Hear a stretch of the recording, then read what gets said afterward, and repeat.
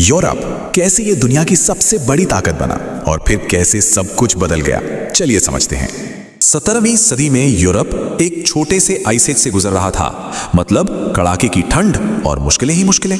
जिंदगी बहुत मुश्किल थी। एक तरफ लड़ाई, दूसरी तरफ कड़ाके की ठंड। खेती भी चौपट हो रही थी।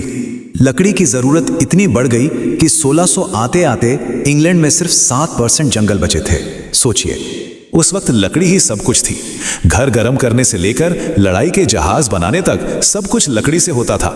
और जब जंगल खत्म होने लगे तो यूरोप एक बहुत बड़े फ्यूल क्राइसिस में फंस गया। सब कुछ ठप होने वाला था। एक ही रास्ता था, कोयला।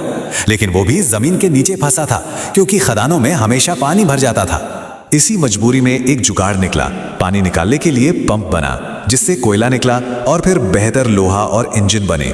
बस यहीं से इंडस्ट्रियल रेवोल्यूशन की आग लगी और यूरोप दुनिया में सबसे आगे निकल गया। इस नई ताकत ने टेक्नोलॉजी का एक बहुत बड़ा गैप बना दिया, खासकर हथियारों के मामले में।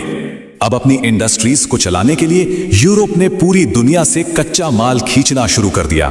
कहते हैं ना, जब हराने वाला कोई ना बचे तो इंसान खुद को ही खत्म कर लेता है। यूरोप में यही हुआ।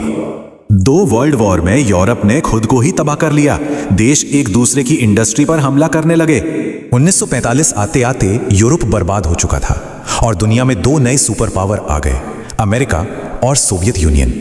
हालत यह थी कि जंग जीतने के बाद भी ब्रिटेन पर अमेरिका का 31 अरब डॉलर का कर्ज था।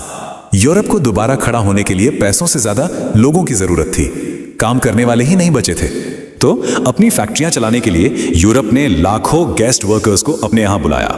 लेकिन फिर 1973 में तेल का संकट आया और यूरोप ने बाहर से वर्कर्स को बुलाना एकदम बंद कर दिया। पर इसका नतीजा बिल्कुल उल्टा हुआ। यह फैसला यूरोप को हमेशा के लिए बदलने वाला था। वर्कर्स को लगा कि अगर वो वापस गए तो लौट नहीं पाएंगे, तो उन्होंने अपने परिवार को ही यूरोप बुला लिया। और इसके बाद एक और तरह का माइग्रेशन शुरू हुआ, शरणार्थियों का। ये वर्कर्स से बिल्कुल अलग थे।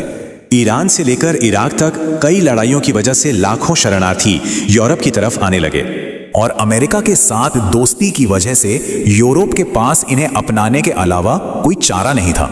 आज हालत यह है कि जिन इंडस्ट्रीज को बचाने के लिए सब हुआ वो एशिया चली गई, लेकिन लोग वहीं रह गए।